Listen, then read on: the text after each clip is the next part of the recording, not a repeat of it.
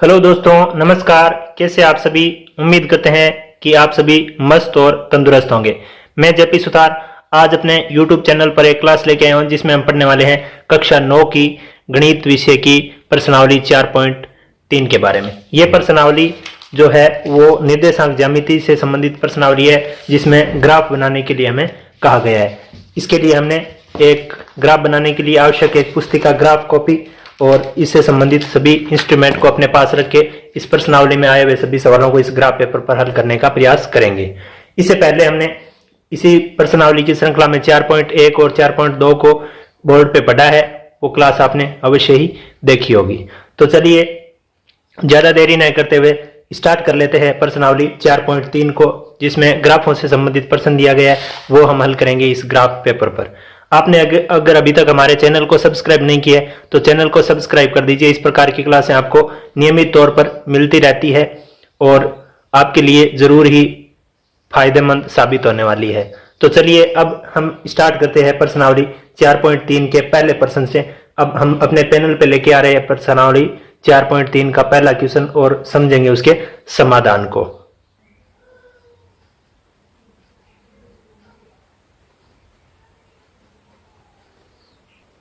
अब हमारे पैनल पर प्रश्नावली 4.3 का पहला क्वेश्चन है। इसमें पूछा जा रहा है कि दो चरों वाले निम्नलिखित रैखिक समीकरणों में से प्रत्येक का आलेख खींचिए। आलेख खींचना मतलब ग्राफ बनाइए, ग्राफ कॉपी पर इसको दर्शाइए। अब देखिए हमारे पास ये ग्राफ कॉपी है।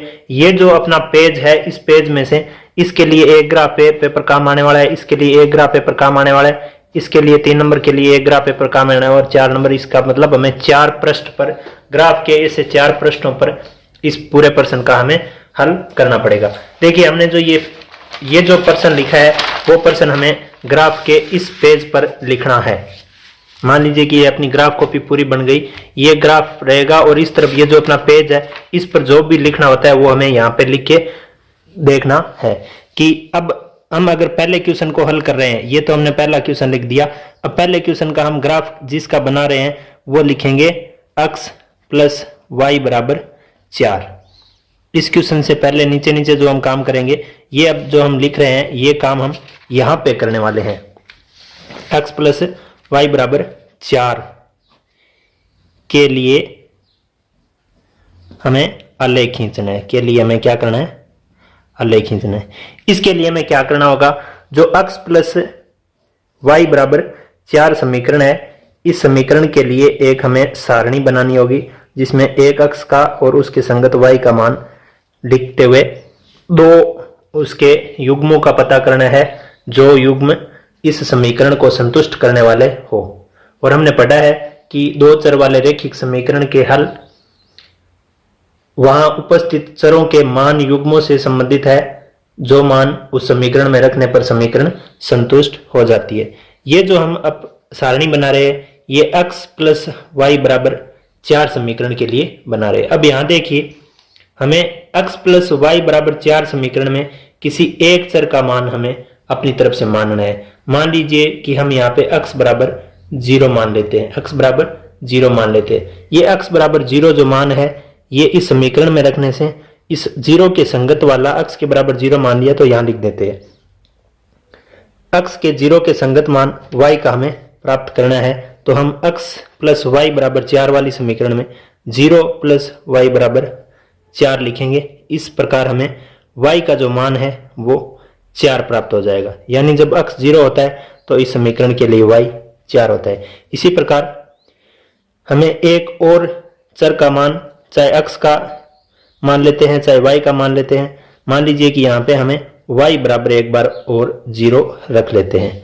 ये भी हमें अपनी तरफ से एक चर का मान x बराबर 0 माना, फिर एक चर का मान y बराबर 0 माना। इसका मतलब y 0 हो गया।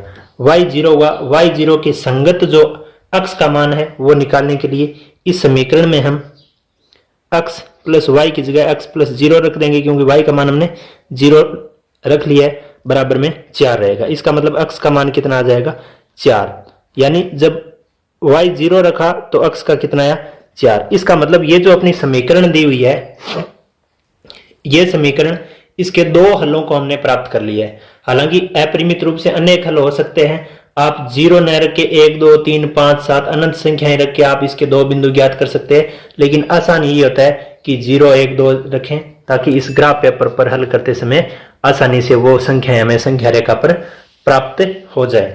तो देखिए अब हमें जो दो बिंदु मिले हैं x का और y का, वो एक तो है 0 4 और एक है 4 0। 4 0 निर्देशांकों को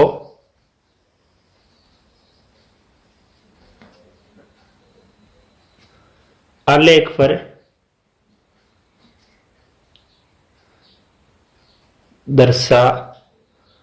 दर्शाकर उन्हें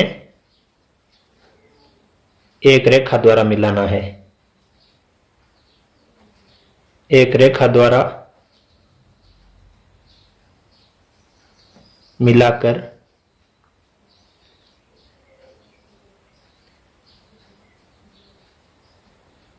आलेख प्राप्त करना, आलेख प्राप्त करना। यहां पे देखिए हमें क्या करना है, इस पृष्ठ का काम जो है वो आपको ये दिख रहा होगा। ये काम इस पृष्ठ का है कि यहाँ पे x प्लस वाई बराबर 4, x प्लस वाई बराबर 4 के लिए आलेख खींचना है। तो x प्लस वाई से संबंधित दो चरमान युग्म प्राप्त करेंगे। चरमान युग्म में एक मान हमें मानना है, x का 0 माना तो y का 4 आ गया, तो 0 4। y का 0 माना तो x का 4 आ गया, मतलब 4 0। निर्देशांकों को क्या करना है, आलेख पर दर्शाकर उन्हें संख्या रेखा द्वारा मिलाकर आलेख प्राप्त करना। इतना काम हमें इस पृष्ठ पर करना है। अब देखिए इस पृष्ठ का काम अगर हम यहां कर लेते हैं तो अब इस पृष्ठ के बाद बारी आती है इस पृष्ठ में हमें क्या लिखना होता है। इस पृष्ठ में हमें दो संख्या रेखाएं बनानी होती है, ऊर्ध्वाधर और क्षैतिज, जिसमें एक x अक्षांश और एक y अक्षांश के लिए होती है। और उसमें हम उचित पैमाना लेकर एक उसके मूल बिंदु को O मानते हुए यहां आए हुए इस समीकरण के लिए आए हुए दो बिंदुओं को यहां पे हम दर्शाएंगे। मान लीजिए कि यहां एक हम बीचों बीच की एक लाइन लेते हैं, गहरी लाइन, और उस पर खींच लेंगे पेंसिल से लाइन, और एक लाइन इसके लगभग बीचों बीच, जरूरी नहीं कि ये बिल्कुल बीचों बीच आए, गिन के करनी जरूरी नहीं है, यहां पे हम खींच लेंगे ये।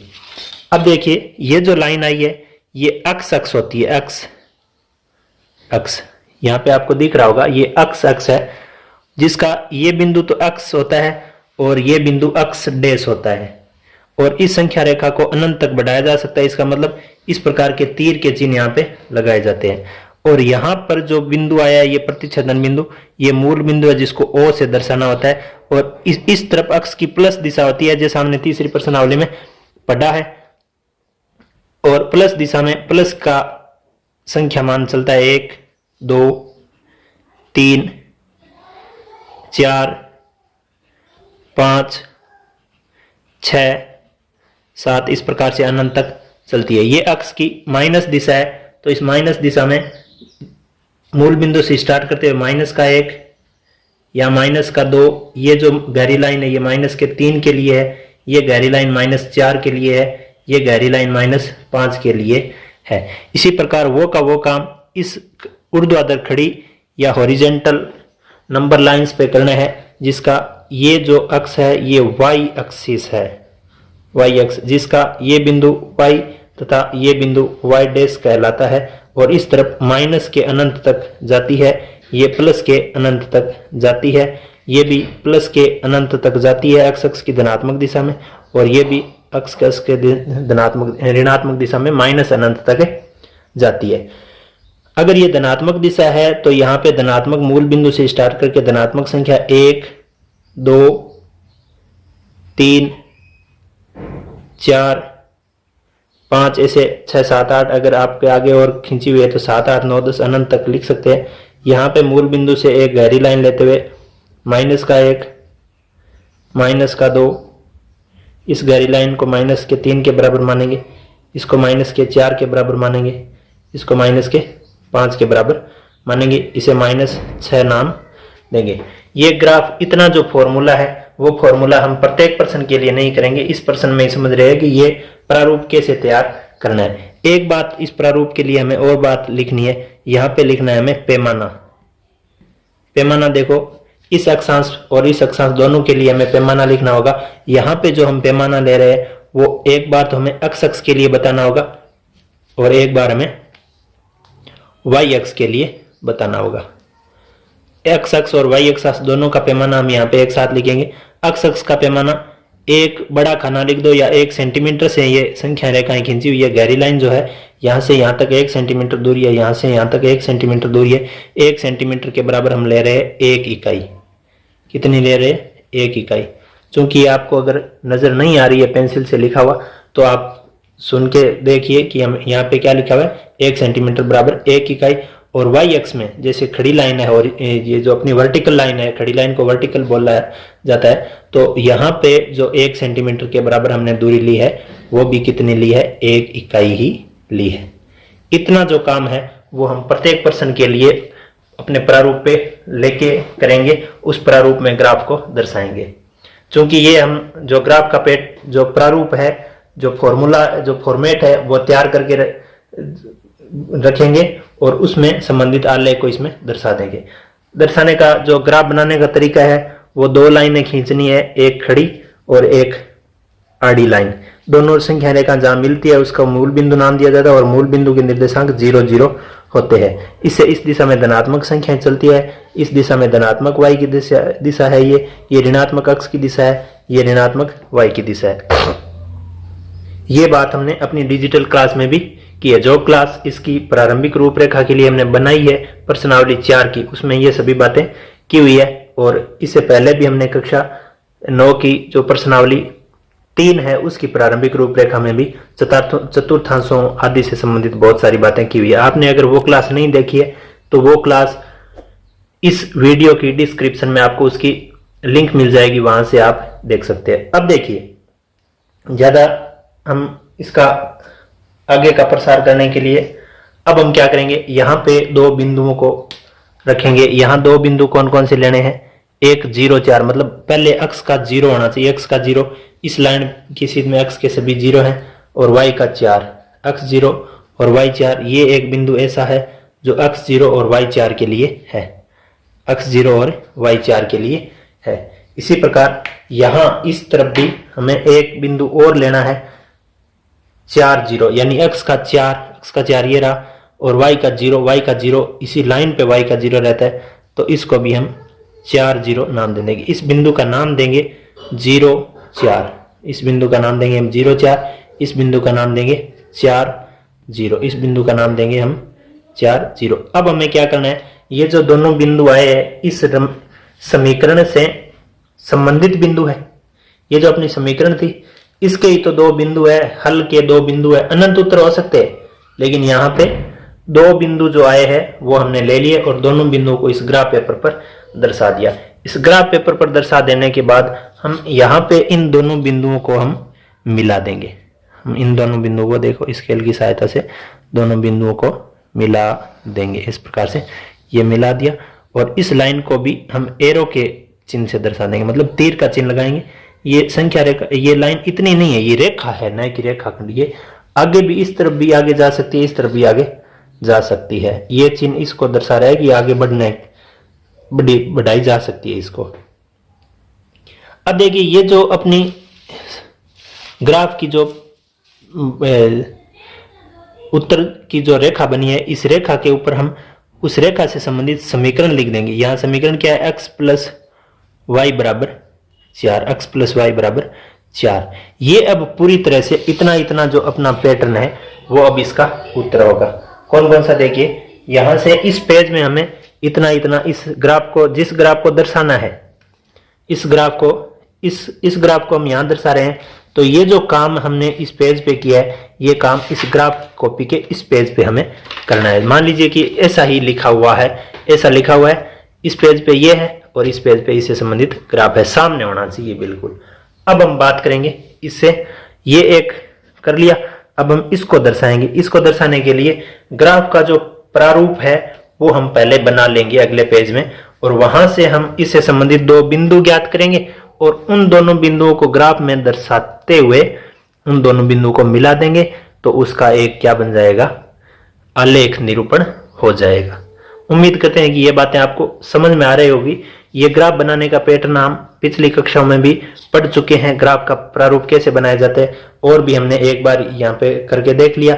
अब आगे के पेज में ये ग्राफ का प्रारूप बनाने की प्रक्रिया हम नहीं देखेंगे, हम सीधा इन बिंदुओं को लेके इस समीकरण से संबंधित बिंदु निकालने का तरीका और बिंदुओं को दर्शाने का तरीका हम सीखेंगे, और बिंदु दर्शाने के बाद हम उनको मिला के ग्राफ का प्रारूप जो उत्तर है वो प्राप्त कर लेंगे। तो देखिए, अब हम चलते हैं क्वेश्चन नंबर 2 की। 2 नंबर क्वेश्चन में देखिए करना क्या है। 2 नंबर क्वेश्चन यहां से x माइनस वाई बराबर 2 है। x माइनस वाई बराबर 2 क्वेश्चन दिया गया है। x माइनस वाई बराबर 2 को इस पेज पर हमें ऐसे लिखना है, x माइनस वाई बराबर 2। अब x माइनस वाई बराबर 2 वाले समीकरण को हल करने के लिए हमें यहां x माइनस वाई बराबर 2 समीकरण है। x माइनस वाई बराबर 2 समीकरण में हम चर का मान ज्ञात करेंगे। एक बार x के बराबर 0 मान लेते हैं। माना x बराबर अगर 0 होता है, x बराबर 0, तब इससे संबंधित y का मान क्या आता है। यहाँ x माइनस वाई है तो 0 माइनस वाई करेंगे, बराबर में 2 है, बराबर में 2 करेंगे, यानी माइनस वाई के बराबर कितना आ गया, 2। इसका मतलब y के बराबर क्या आएगा, माइनस का 2 आएगा। यानी 0 होता है तो y का मान, x का 0 तो y का मान माइनस का 2। अब एक बात और लिखनी है हमें कि एक बार हम माना y के बराबर कोई और मान लेते हैं, माना y बराबर 0 मान लेते हैं, तो इससे संबंधित x का मान क्या आ जाएगा। देखिए x माइनस वाई बराबर 2 है तो x माइनस 0 बराबर 2 लिख देंगे। x बराबर कितना आ जाएगा, 2, यानी इसका मान कितना आ जाएगा, 2। अब हम इन दोनों बिंदुओं को इस ग्राफ पेपर पर दर्शा के उसको मिलाएंगे तो इससे संबंधित हमें जो आलेख है वो प्राप्त हो जाएगा। तो चलिए इस पर हम बना लेते हैं ग्राफ पेपर का फॉर्मेट। अब जो इसका ग्राफ पेपर पर दर्शाने का जो तरीका है वो आसान है। इतना अगर हमें फॉर्मेट बनाना आता है, हमने बना लिया है, तो अब हमें क्या करना है, 2 बिंदु क्या क्या, 0, -2, यहाँ 0 x का -2 y का, और 2 x का 0, 2 0 को आलेख में दर्शाकर दोनों को मिलाना। इतना हमें काम यहाँ पे करना है।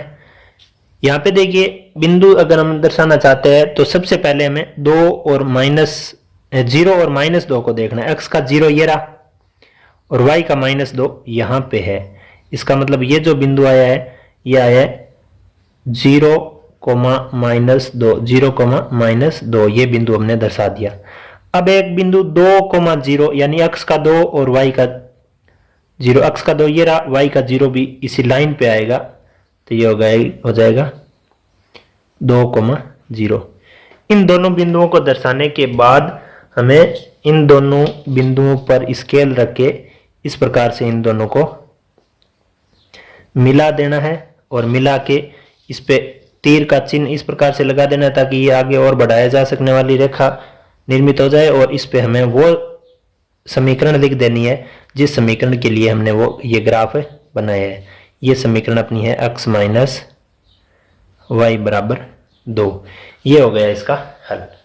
इस प्रकार से दूसरे प्रश्न को भी हमने, पहले प्रश्न के दूसरे बिंदुओं को भी हमने कर लिया है। यहाँ पे इस x माइनस वाई बराबर 2 वाला जो समीकरण था उसके लिए हमने ये जो यहाँ पे काम किया है वो काम इस ग्राफ पेपर की इस पेज पे हमें करना है।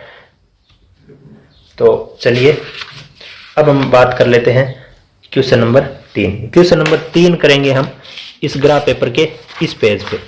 इस पेज पे यहाँ पे हम जो भी लिखने वाले हैं वो एक नया पेज दूसरा अटैच कर रहे हैं ताकि इस ग्राफ पेपर पर अगर हम दूसरा प्रश्न भी करना चाहें तो कोई दिक्कत ना हो। आपको इस ग्राफ पेपर के इसी पेज पे लिखना है। अब लिखना क्या है, ये लिखना है y बराबर 3x। क्या लिखना है, y बराबर 3x, y बराबर 3x। देख लेते हैं y बराबर 3x समीकरण के लिए हमें दो चरों के दो जो युग्म है हल युग्म उनका हम ज्ञात करेंगे मान y बराबर 3x के लिए। यहां पे देखिए एक मान हमें अपनी तरफ से मानना है। माना x बराबर हम 1 मान लेते हैं, 0 मान लेते हैं, x बराबर 0 मान ले सकते हैं, 1 बराबर 1 2 3 अनंत संख्याएं हम मान सकते हैं। हमें तो दो मान प्राप्त करने हैं, दोनों मानों से संगत बिंदु ग्राफ पे दर्शा के उनको मिलाना है ताकि वो आलेख निरूपण यहां पे हो जाए। अब देखिए इतना कर लेने के बाद ये जो x का जो 0 मान आया उसे y का क्या मान प्राप्त हो जाएगा, y बराबर 3 इंटू x है तो 3 इंटू 0 हो जाएगा। y का मान भी इसके संगत कितना आया, 0 ही आया। यानी जब x का मान 0 माना तो y का मान भी कितना आया, 0 ही आया। अब हम y का तो 0 मान नहीं सकते क्योंकि y का तो 0 पहले से आ गया। अब हम x का ही कोई अन्य मान लेते हैं। माना किसी भी चर का कोई भी दो मान माना जा सकता है। माना x बराबर 1 मान लेते हैं। x बराबर 1 माना तो इस समीकरण में x बराबर 1 रखते हैं तो y बराबर 3 इंटू x है तो 3 इंटू 1 हो जाएगा बराबर 3। यानी इस x का जब हम 1 माने तो y का कितना आया, 3 आया।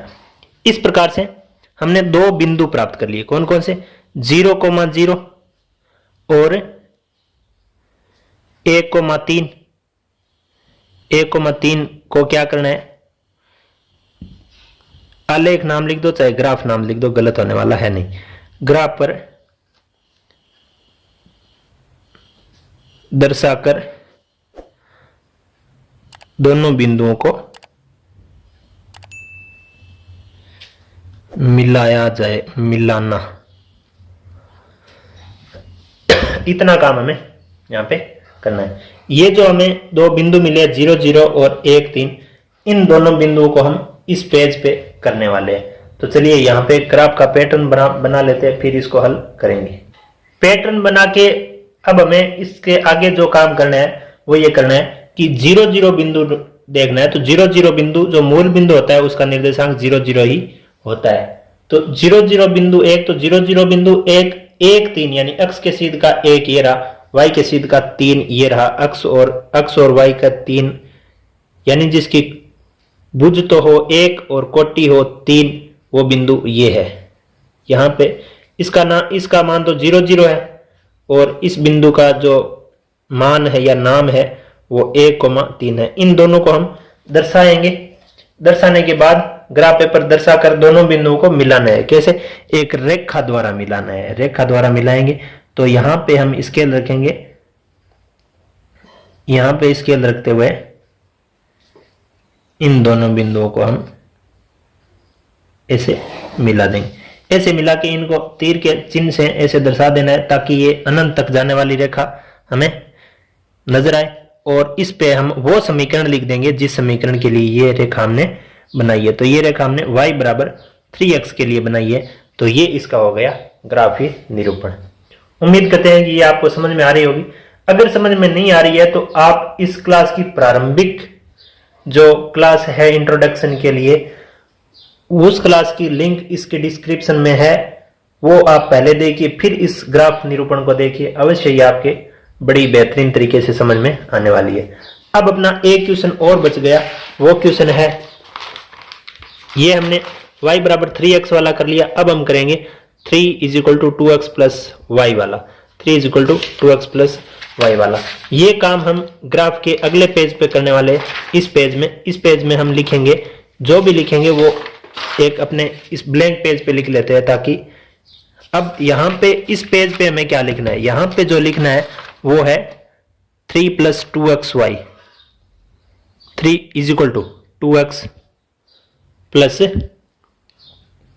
y। इस समीकरण के लिए हमें 3 = 2x प्लस y समीकरण के लिए हमें ये ग्राफ बनाना है। इस ग्राफ को बनाने के लिए पैटर्न सबका समान है कि दो निर्देशित बिंदु ज्ञात करना है। दो निर्देशित बिंदु के लिए एक चर का एक मान x वाले का या y वाले, दोनों में से एक का मान हमें अपनी तरफ से मानना है। यहां मान लीजिए हमें माना x बराबर 0 मान लेते हैं, x बराबर 0 मान लेते हैं। तो इस समीकरण में x के बराबर 0 रखो तो 3 बराबर 2 × 0 प्लस y यानी 3 बराबर 0 प्लस वाई, 3 बराबर वाई, वाई का मान कितना आ गया 3, यानी x का जब 0 होता है तो y का मान कितना होता है 3 होता है। एक बिंदु तो ये मिल गया।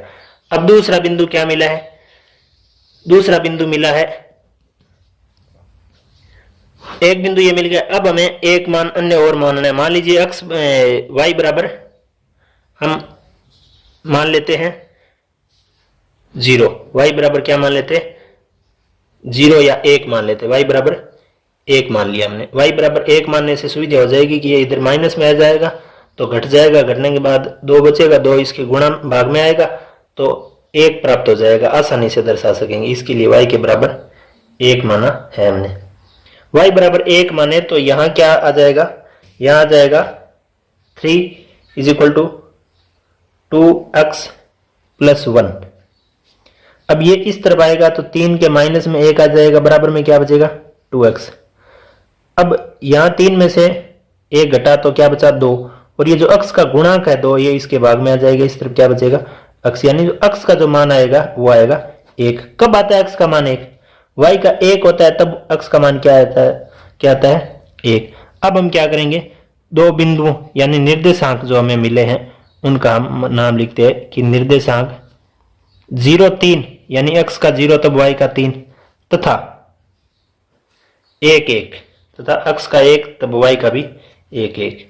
1 1 को आलेख, 1 1 को आलेख पर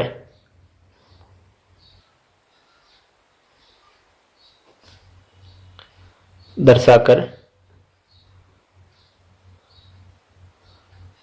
आलेख पर दर्शाकर आलेख प्राप्त करना, जिसमें 0 3 तथा 1 1 निर्देशांक एक रेखा द्वारा मिले हुए हो। अब देखिए ये इतना काम करने के बाद हम इस ग्राफ पेपर पर अपना जो ग्राफ का परफॉर्मा होता है वो हम यहाँ पे बनाएंगे, और उस परफॉर्मे को इस परफॉर्मे में 0 3 बिंदु और 1 1 बिंदु को दर्शाकर उन दोनों को हम मिलाएंगे। तो देखिए कैसे।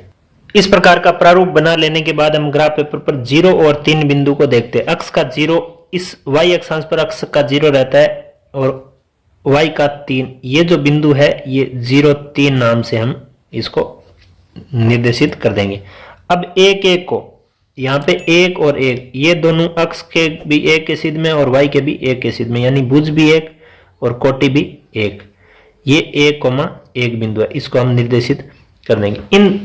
इनको दर्शाकर आलेख प्राप्त करना है जिसमें 0 3 तथा 1 1 को 1 1 निर्देशांक एक रेखा द्वारा मिले हुए हो, यानी एक रेखा द्वारा इन दोनों को मिलाना है, तब हम आलेख पूरा कर सकेंगे। यहाँ पे इन दोनों को मिला दिया और यहाँ इस तीर के चिन्ह से दर्शा के इस समीकरण के ऊपर हम लिख देंगे कि ये जो आलेख है इसके आसपास लिख देंगे ये आलेख 3 बराबर 2x प्लस y के लिए है। इस समीकरण के पास लिख देंगे या इसके ऊपर लिख देंगे। तो इस प्रकार से ये हम पहले प्रश्न के चारों ग्राफों को अपने ग्राफ पेपर पर कर चुके हैं। देखिए ग्राफ बनाने का जो ये प्रारंभिक परफॉर्मा है उसमें दो संख्याएं रेखाएं बनानी है। एक तो प्लस अनंत से माइनस अनंत की तरफ जाती है, वो अक्ष अक्षांश है जो हॉरिजेंटल है, और ये है प्लस अनंत से माइनस अनंत तक वो वर्टिकल है, यानी ये y अक्षांश है। इस पर बिंदुओं को दर्शाना और पैमाना लिखना, उन बिंदुओं को मिलाना, बस इतना ही है। इस प्रकार से हमने चारों जो ग्राफ पेपर है वो हमने इस प्रकार से हल कर लिए। पहला जो प्रश्न है x प्लस वाई वाला, x प्लस वाई बराबर 4 के लिए आलेख वो बनाया इस प्रकार से, x प्लस वाई बराबर 4, ये ग्राफ बना है ऐसा। ये पहले प्रश्न का पहला जो क्वेश्चन है वो है, ये है पहला क्वेश्चन। फिर हमने पढ़ा है दूसरा क्वेश्चन जिसमें x प्लस, जिसमें हमने पढ़ा है x plus x minus y बराबर 2, इसका ये ग्राफ बना है x माइनस वाई बराबर 2 वाला, और इसमें इस पेज पर लिखने वाली सामग्री ये आपने बराबर उतार ली होगी। फिर तीसरे में हमने पढ़ा है x y बराबर 3x, y बराबर 3x वाला ग्राफ इस प्रकार से आपको देखने को मिलेगा, y बराबर 3x। फिर आगे जो ग्राफ बना है वो है चौथा हमें दिया गया है 3 बराबर 2x प्लस वाई, 3 बराबर 2x प्लस वाई वाला ग्राफ इस प्रकार से हमें बनाया हुआ दर्शाना है। अब इसके बाद हम बात करेंगे क्वेश्चन नंबर 2 की, जिसमें पूछ रहा है कि बिंदु 2,14 से होकर जाने वाले रेखाओं के समीकरण लिखिए इस प्रकार की, और कितनी रेखाएं हो सकती है और क्यों। चूंकि इस प्रश्न का हल जो है वो एक शुद्ध समझ से मौखिक उत्तर वाला है कि कोई भी समीकरण, अनंत ऐसी समीकरणें हो सकती है जो एक बिंदु से होकर जाती है, यानी अनंत ऐसी रेखाएं हो सकती है जो एक ही बिंदु से होकर जाती है। अब हम एक समीकरण लिखेंगे जिसमें वो समीकरण 2,14 से होकर जा रही होगी, और उस प्रकार एक बिंदु से अगर जाने वाली एक रेखा हो सकती है तो हम ऐसे लिखेंगे, एक बिंदु से होकर जाने वाली एक रेखा के लिए तो हमें समीकरण बनाना है, यानी एक समीकरण के लिए रेखा या एक रेखा के लिए समीकरण, दोनों एक ही बात है। रेखा के लिए समीकरण होती है और समीकरण के लिए रेखा होती है। और बाद में ऐसे लिखेंगे कि बिंदु 2,14 से होकर जाने वाली अनंत रेखाएं हो सकती है, अनंत रेखाएं हो सकती है, क्योंकि एक बिंदु से गुजरने वाली अनंत रेखाएं होना संभव है। तो चलिए हम कर लेते हैं क्वेश्चन नंबर 2 के हल को। देखिए क्वेश्चन नंबर 2 जो है वो इस प्रकार से लिखा गया है कि बिंदु 2,14 से होकर जाने वाली दो रेखाओं के समीकरण लिखिए, और इस प्रकार की और कितनी रेखाएं हो सकती है और क्यों। इसका हमें सॉल्यूशन करना है, समाधान हल करना है। तो देखिए सबसे पहले 2,14 से होकर जाने वाली दो रेखाओं के समीकरण लिखना है, यहां तक करते हैं। तो समीकरण मतलब दो चर राशियां जिसमें एक का मान x मानेंगे, दूसरे का मान y मानेंगे, जिसमें एक 2 होगी, एक 14 होगी। तो हम अगर उन दोनों संख्याओं को जोड़कर लिख दें x प्लस वाई बराबर 16, ये एक समीकरण है जो इन दोनों बिंदुओं से संतुष्ट हो रही है। अब अगर हम ऐसे लिख दें कि y माइनस x बराबर 12, ये भी एक ऐसी समीकरण है जो इन बिंदुओं से संतुष्ट हो रही है। जैसे 14 माइनस x का 2 बराबर 14, ये भी एक समीकरण संतुष्ट हो रही है। इस प्रकार की अनंत समीकरणें हो सकती है। एज दो चर वाली एक समीकरण के अनंत हल हो सकते हैं, और एक बिंदु से होकर जाने वाली अनंत रेखाएं हो सकती है। इसका मतलब एक अन्य हम समीकरण लिखना चाहिए, जैसे उत्तरमाला में दी हुई है कि 7 गुणा x 7x माइनस का y कर देंगे, यानी 7 गुणा 2 माइनस वाई मतलब माइनस का 14 बराबर में क्या रहेगा 0। ये भी एक समीकरण है। एक और समीकरण हम ऐसे लिखना चाहें, ये सभी समीकरण, ये समीकरण हो चाहे ये हो चाहे ये हो, ये सभी समीकरण इससे संतुष्ट हो रही है, मतलब इस बिंदु से होकर जाएगी। अगर ग्राफ खींचेंगे तो 2 0 से होकर जाएगी। इसका मतलब एक और समीकरण हम लिखना चाहें, हम चूंकि हमें 2 ही लिखनी है तो हम इस प्रकार से लिख सकते हैं कि मान लीजिए हमने लिख दिया 12 x माइनस का y कर दिया, तो 12 x माइनस वाई का मान कितना आएगा वो बराबर में लिख देंगे, तो वो समीकरण बन जाएगी। जैसे 12 गुणा 2 मतलब 12 दूना 24 माइनस 14 बराबर में रहेगा 10। ये भी एक समीकरण है। यानी इस प्रकार की अनंत हम समीकरण यहाँ पे लिख सकते हैं। ये जो सभी समीकरण है इनमें से कोई भी 2 समीकरण हमें लिखनी है, कोई भी अपनी सूझ से लिख सकते हैं। बस शर्त ये है कि x का मान 2 और y का मान अगर 14 रखें तो वो समीकरण संतुष्ट होनी चाहिए। चाहे बराबर के इस तरफ आप कुछ भी ले रहे हो, बराबर के इस तरफ कुछ भी ले रहे हो, चर का गुणांक आप कुछ भी ले रहे हो, बीच में जोड़ बाकी कुछ भी ले रहे हो, लेकिन वो समीकरण संतुष्ट होनी चाहिए इन मानों के द्वारा। तो इन मानों के द्वारा समीकरण संतुष्ट होने वाली अनेक समीकरणें यहाँ पे हम निर्मित कर पा रहे हैं। इसका मतलब ये हुआ। दूसरा, इसे आगे जो हम प्रश्न का हल करें, समीकरणें लिखिए तो इनमें से 2 समीकरण हम लिख देंगे। और इस प्रकार की और कितनी रेखाएं हो सकती है, तो हम ऐसे लिखेंगे कि इस प्रकार की अनंत रेखाएं हो सकती है, इस प्रकार की अनंत अनंत रेखाएं हो सकती है। अनंत रेखाएं हो सकती है क्यों, कारण क्या है इसका? इसका कारण यह है कि एक बिंदु से एक ही बिंदु से अनंत रेखाएं गुजर सकती है।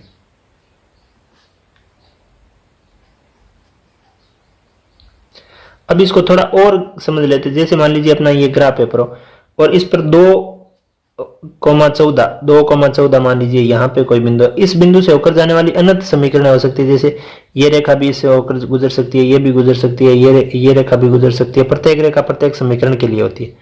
तो इस प्रकार से एक बिंदु से होकर जाने वाली अनंत रेखाएं हो सकती है, अनंत रेखाएं हो सकती है। तो इस बिंदु से होकर जाने वाली रेखाओं का के बारे में जो पूछा है वो हमने यहाँ पे बता दिया कि अनंत रेखाएं हो सकती है, एक ही बिंदु पर अनंत रेखाएं गुजर सकती है। ये इसका हो गया उत्तर। चलिए अब बात करते हैं क्वेश्चन नंबर 3 के बारे में। क्वेश्चन नंबर 3 हमें इस प्रकार से दिया गया, यदि बिंदु 3,4, यदि एक बिंदु है जिसका निर्देशांक कितना है 3,4, यानी x का मान 3 और y का मान 4, समीकरण 3y = ax + 7 के आलेख पर स्थित है, a का मान ज्ञात कीजिए। इसके लिए हमें एक बात समझ लेनी चाहिए इसका समाधान करने के लिए कि किसी समीकरण के, यहां पे हम लिखेंगे कि किसी समीकरण के आलेख पर स्थित प्रत्येक बिंदु का मान उस समीकरण के लिए हल होता है। किसी समीकरण के आलेख पर स्थित प्रत्येक बिंदु का निर्देशांक मान उस समीकरण के लिए हल होता है। अतः समीकरण समीकरण 3y = ax + 7 बिंदु 3, 4 के लिए संतुष्ट होगा। तो यहां पे हम लिख देते हैं कि किसी समीकरण के आलेख, किसी समीकरण के आलेख पर स्थित प्रत्येक बिंदु के निर्देशांक उस समीकरण को संतुष्ट करते हैं। अतः जो समीकरण है 3y = ax + 7 को बिंदु 3,4 संतुष्ट करेगा। अब 3,4 संतुष्ट करेगा मतलब x की जगह 3 और y की जगह 4 रखें तो ये समीकरण संतुष्ट रहेगी। तो हम लिख लेते हैं कि मान रख लेते हैं 3 गुणा y है तो 3 गुणा 4 लिखेंगे, 3 गुणा 4 बराबर a गुणा x है तो a गुणा 3 लिखेंगे, a गुणा 3 बराबर प्लस 7 है तो प्लस का 7 लिखेंगे। यहां देखिए इन दोनों का गुणा कितना हो जाएगा, 4 × 12 बराबर a के गुणा में 3 + 7। चलो आगे एक स्टेप और बढ़ते हैं। 12 के ये जो 7 इस तरफ जुड़ रहा है वो इस तरफ आ जाएगा, माइनस में पक्षांतरण हो गए, बराबर में क्या बचेगा 3a। 7 जब घटता है 12 में से तो बचता है 5, बराबर क्या रहेगा 3a। a का मान हमें ज्ञात करना है। a के जो जोड़ में आ रहा था वो माइनस में भेज दिया था, यहां पे अब a के गुणा में आ रहा है 3, उसको हम 5 के इस तरफ वाली संख्या 5 के भाग में भेज देंगे 3, तो यहां बचेगा क्या a बचेगा। इसका मतलब a के बराबर जो मान मिला है 5/3 वो अपना क्या होगा, a के बराबर जो मान मिला है हमें 5/3 वो अपना होगा उत्तर। चलिए 3 नंबर क्वेश्चन को आपने समझ लिया होगा। अब हम बढ़ेंगे क्वेश्चन नंबर 4 के लिए। चौथा क्वेश्चन हम अपने पैनल पे लेके आ रहे हैं। इन क्वेश्चनों को आप अगर बराबर उतार नहीं रहे हैं तो ये ज्यादा सार्थक साबित होने वाले हैं नहीं। आप अगर बराबर उतार रहे हैं तो ये कक्षा आपके लिए उपयोगी सिद्ध होने वाली है। तो आप अपनी कॉपी पेन पर इन प्रश्नों को, अगर आप बराबर क्लास ले रहे हैं तो रोक के क्लास जैसे ही अगले क्वेश्चन के लिए जाने वाली होती है वहां पे आप क्लास को रोक के इस प्रश्न के हल को आप अपने नोट कॉपी में उतार के रखिए। और एक काम और आप अभी तक नहीं किया आपने तो वो भी कर दीजिए, चैनल को लाइक, शेयर और सब्सक्राइब करना अगर आपने नहीं किया है तो वो काम भी आप कर सकते हैं। क्वेश्चन नंबर 4 को मैं एक बार पैनल पे लेके आ गया, इसको हम पढ़ लेते हैं और फिर समझेंगे इसके उत्तर को। देखिए लिखा हुआ है कि एक टैक्सी, यहाँ पे इस प्रकार से लिखा गया है कि एक नगर में टैक्सी किराया निम्नलिखित है। टैक्सी किराए से संबंधित ये प्रश्न दिया गया है। पहले किलोमीटर का किराया 8 रुपये है और उसके बाद की दूरी के लिए प्रति किलोमीटर का किराया 5 रुपये है। यदि तय की गई दूरी x किलोमीटर हो और कुल किराया y रुपये हो तो उसका एक रैखिक समीकरण लिखिए और उसका आलेख खींचिए। यानी इस प्रक्रिया के लिए हमें एक तो समीकरण बनाना है और एक बनाना है ग्राफ। आलेख मतलब ग्राफ। देखिए बताया गया है कि मान लीजिए हम इसको ऐसे समझ ले कि 1 किलोमीटर चले, फिर 2 किलोमीटर चले, फिर 3 किलोमीटर चले, फिर 4 किलोमीटर चले, फिर 5 किलोमीटर चले। इस प्रकार से हमें कितने किलोमीटर जाना है? x किलोमीटर जाना है। x किलोमीटर जाना है। यहाँ प्रश्न में दिया गया है कि तय की गई दूरी कितने किलोमीटर? x kilometre. यहाँ पे सबसे पहले हमें 8 रुपये लगते हैं, फिर 5, अगले में 5, 5, 5, इस प्रकार से अनंत आगे हमें 5 रुपये लगेंगे। अब देखिए पहले जो हम किलोमीटर का रुपये दे रहे हैं वो दे रहे हैं 8, प्लस आगे के जो किलोमीटर ने, जैसे 2 किलोमीटर चले तो 5 एक बार ही देना पड़ा, 3 किलोमीटर चले तो 2 बार 5 5, 4 किलोमीटर चले तो 3 किलोमीटर के लिए 5 5, यानी जो x माइनस 1 बार चलेंगे, यानी 1 कम होना चाहिए। यानी 2 किलोमीटर चले तो 5 कितनी बार देना पड़ रहा है? 1 बार। 3 किलोमीटर चले तो 5 5 कितनी बार देना पड़ रहा है? 2 बार। 4 के लिए 3 बार। 5 किलोमीटर चले तो 4 बार। यानी जितना किलोमीटर जा रहे हैं उससे 1 कम हम 5 5 5 रुपये दे रहे हैं। तो x किलोमीटर जा रहे हैं तो पहले किलोमीटर का तो 8 रुपये दे दिए, फिर x में से 1 कम किया और उसको हम किसे गुणा करके दर्शाएंगे? 5 से। ये हमें इतने रुपये देने पड़ेंगे, इतने रुपये देने पड़ेंगे। ये रुपये कितने रुपये के बराबर है? y रुपये के बराबर है। तो इसके बराबर हमारे टोटल रुपये कितने हो जाएंगे? y। इस प्रकार से ये हम रैखिक समीकरण बना रहे हैं। आपको समझ में आ रही होगी कि पहले किलोमीटर का 8 रुपये, फिर जितने किलोमीटर जा रहे हैं जैसे x, उसमें से 1 कम करो और उसको 5 से गुणा करो। यहाँ पे हमने लिख दिया कि 2 किलोमीटर गए तो 1 बार 5 देना पड़ा, 3 के लिए 2 बार 5 5, 4 के लिए 3 बार, 5 के लिए 4 बार। तो x के लिए x माइनस 1 किससे गुणा करके देना पड़ेगा? 5 से गुणा करके। बराबर में कितने आ जाएंगे? टोटल रुपये आ जाएंगे, जो कि प्रश्न में कितने दिए गए? y दिए गए। प्रश्न में कितने रुपये दिए गए? यहाँ पे हमें दिया गया y रुपये है। टोटल रुपये कितने? कुल किराया कितना है? y रुपये है। तो इस समीकरण को हम इस प्रकार से लिख लिए। अब देखिए आगे अगर इस समीकरण को हम लिखें तो 8 प्लस ये जो 5 है ना, ये वितरण नियम से यहां हल हम कर लेंगे। तो 8 प्लस 5x माइनस 5 बराबर y हो जाएगा। यहां 8 और 5 दोनों अचर राशि हैं तो यहां बच जाएगा 3। 5x प्लस 3 बराबर y। ये हो गया अपनी समीकरण हो गई। अब इस समीकरण के लिए हमें क्या करना पड़ेगा? एक आलेख खींचना पड़ेगा। क्या करना पड़ेगा? आलेख खींच के हमें बताना पड़ेगा। आलेख खींचने के लिए हमें चाहिए एक ग्राफ पेज। ग्राफ पेज हमारा ये पड़ा है। इस ग्राफ पेज में हम करेंगे इसके आलेख का निरूपण करेंगे। आलेख का निरूपण करने के लिए सबसे पहले हमें क्या करना पड़ेगा? तो अक्षांश खींचने पड़ेंगे। अक्षांश खींचने के लिए x अक्ष और y अक्ष होते हैं। जो खड़ी लाइन होती है वो होती है y अक्ष और जो आडी लाइन होती है वो होती है x अक्ष। यहाँ पे हमें ऐसे लिखना होता है कि ये x अक्ष है जो कि इस तरफ प्लस अनंत तक जाता है, इस तरफ माइनस अनंत तक जाता है और यहाँ बढ़ने वाला चिन्ह यानी तीर का चिन्ह लगाना पड़ता है। ये यहाँ x अक्ष डैश नाम भी दिया जाता है। ये है y अक्ष और इसमें ये इस तरफ धनात्मक दिशा है तो प्लस अनंत तक जाती है, इस तरफ माइनस अनंत तक जाती है। इसका y डैश होता है, ये y होता है। शीर्ष मूल बिंदु को O नाम दिया जाता है। ऐसा हमने पहले क्वेश्चन में ग्राफ पेपर बनाते समय पढ़ा था।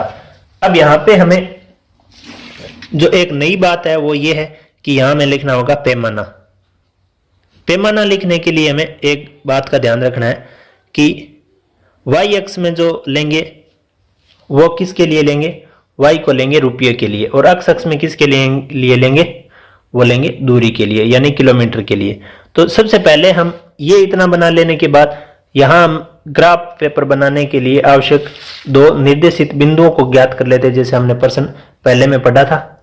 और फिर हम उन बिंदुओं को इस ग्राफ पर दर्शा के उसको मिलाते हुए हम क्या कर लेंगे, एक ग्राफीय निरूपण इसका प्राप्त कर लेंगे। तो चलिए इसका हम अगर दो बिंदु प्राप्त करना चाहते हैं तो दो बिंदु प्राप्त करने के लिए सबसे पहले हमें एक सारणी बनानी होगी, जिस सारणी में एक में x से संबंधित मान लिखेंगे, एक में y से संबंधित मान लिखेंगे। मान लीजिए कि ये समीकरण हमने किसके लिए ले रहे हैं, x plus 3 is equal to y के लिए। तो यहाँ एक मान हमें मानना है, माना x बराबर हम क्या मान लेते हैं, 0। x बराबर क्या माने, तो इस समीकरण में y का मान कितना आना है, देखिए 3 गुणा नहीं 5 गुणा x है तो 5 गुणा 0 प्लस 3 बराबर y। ये 0 हो ही जाएगा, गुणा हो गए तो ये 0 प्लस 3 बराबर y। y बराबर कितना माना जाएगा, 3। y का मान कितना आया, 3। जब x का 0 माना था, y का कितना आया, 3। अब अगर हम x का अन्य कोई मान लेते हैं, जैसे मान लीजिए हम y का मान लेते हैं 2, माना y बराबर हम मान लेते हैं 2 मान सकते हैं, किसी अन्य मान को भी मान सकते हैं। जैसे हम यहाँ पे y के बराबर 8 मान लेते हैं तो आसान रहेगा। कैसे, जैसे 8 माने तो ये यहां से घटेगा, माइनस में आएगा, फिर ये 5 भाग में जाएगा तो 1 माना जाएगा। कैसे, देखिए 8 माने y का हमने क्या माना अब की बार 8, तो x का कितना आ जाएगा, देखो 5x plus 3 is equal to 8। ये 8 तो हमने माना है, तो 5x is equal to 8 minus 3, 5x is equal to 5, x is equal to 5 upon 5, यानी x का मान कितना आता है 1। x का मान कितना आता है 1। अब देखिए यहां पे इसका अगर ग्राफीय निरूपण करना है तो इस ग्राफीय निरूपण के लिए हमें क्या करना पड़ेगा, 0, 3 और 1, 8 को ग्राफ पर दर्शाकर एक रेखा द्वारा मिलाना है, रेखा द्वारा इसको मिलाना है, मिला कर आलेख प्राप्त करना, आलेख प्राप्त करना। यहां पे हम अब जो अपना ये जो ग्राफ ये निरूपण आया है जिसमें दो बिंदु 0, 3 और 1, 8 है, इनको इस ग्राफ पेपर पर हम दर्शाने वाले हैं। तो देखिए कैसे इसको हल कर लेते हैं। ये हमने ग्राफ का प्रारूप तैयार कर लिए। इस ग्राफ के प्रारूप में एक सबसे महत्वपूर्ण और इंपॉर्टेंट जो खास बात है वो इस प्रकार से है कि जो हमने जो पैमाना लिखा है वो अक्ष के लिए 1 सेंटीमीटर के बराबर है, 1 किलोमीटर को लिखा है, क्योंकि अक्ष का जो मान है वो किलोमीटर यानी दूरी के लिए है। अक्ष में 1 सेंटीमीटर बराबर 1 किलोमीटर है, और वाई अक्ष में जो वाई है वो किसके लिए है, रुपये यानी किराए के लिए आया है। तो वाई अक्ष में 1 सेंटीमीटर के बराबर कितना लिखा है हमने, 1 रुपये लिखा है। अब ध्यान दीजिए यहां पे हमने ये जो अक्ष अक्षांश की माइनस धनात्मक दिशा अक्ष की और धनात्मक दिशा वाई पे ही हमने संख्या रेखा पे अंकों को लिखा है। यहाँ ऋणात्मक दिशा में हम मान नहीं लिख रहे। इसका मतलब ये है, ये हमें ग्राफ पेपर में इसी प्रकार का पैटर्न बनाना है। यहाँ पे हमें धनात्मक दिशा में लिखना है, ऋणात्मक दिशा में हमें यहाँ कुछ नहीं लिखना है। कारण ये हुआ कि दूरी कभी ऋणात्मक दिशा में हो ही नहीं सकती, तो अक्ष पे हम ऋणात्मक दिशा लिखेंगे ही नहीं। आगे हम बात करते हैं कि जो किराया है वो कभी माइनस में नहीं होता, तो किराए के लिए भी हम माइनस यानी वाई अक्ष पे भी माइनस हम नहीं लिखेंगे। अब यहां पे देखो दो बिंदु दर्शाने हैं, 0 और 3, अक्ष का 0 और वाई का 3, ये रहा अक्ष का 0 और 3, और एक बिंदु हमें दर्शाना है 1,8, तो 1 अक्ष का और 8 वाई का, इस प्रकार से ये हम दर्शा देंगे। अब ये दर्शा देने के बाद इन दोनों को हमें क्या करना है, एक रेखा द्वारा मिलाकर आलेख प्राप्त करना है। तो एक रेखा द्वारा मिलाएंगे तो इन दोनों के सीध में हम स्केल रखेंगे, स्केल रखकर इन दोनों को मिला देंगे, और इन दोनों को मिलाकर ये भी आगे बढ़ता हुआ लिखना है और ये भी आगे बढ़ता हुआ लिखना है। क्योंकि ये जो ग्राफ है वो यहाँ से जो चल रहा है आगे वही सार्थक है, ये वाला ग्राफ सार्थक नहीं है क्योंकि ये ऋणात्मक दूरी में जा रहा है। दूरी कभी ऋणात्मक होती नहीं है, फिर भी ग्राफ में इसका निरूपण हम कर सकते हैं। तो अब देखिए, अब ग्राफ निरूपण कर दिया तो यहाँ पे इस समीकरण को इस रेखा के आसपास हमें लिखना है। समीकरण यहाँ लिख देते हैं, अक्ष 5x plus 3 is equal to y. ये इसका ग्राफ, ये निरूपण हो गया।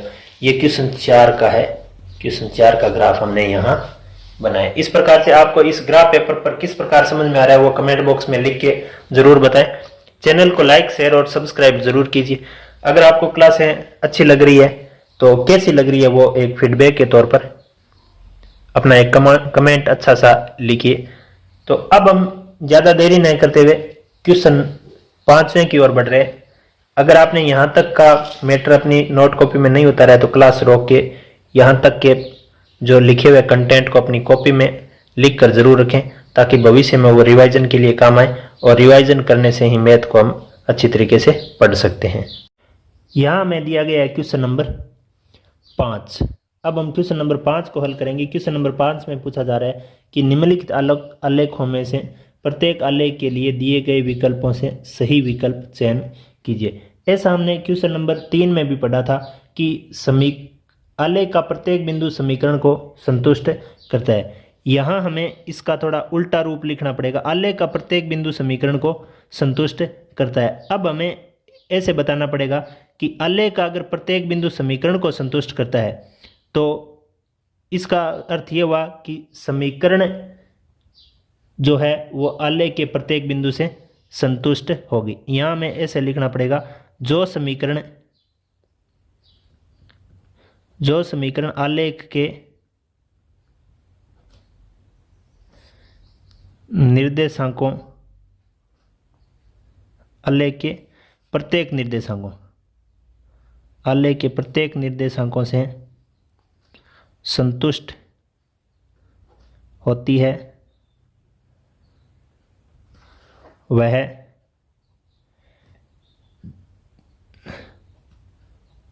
उस आलेख से संबंधित होती है।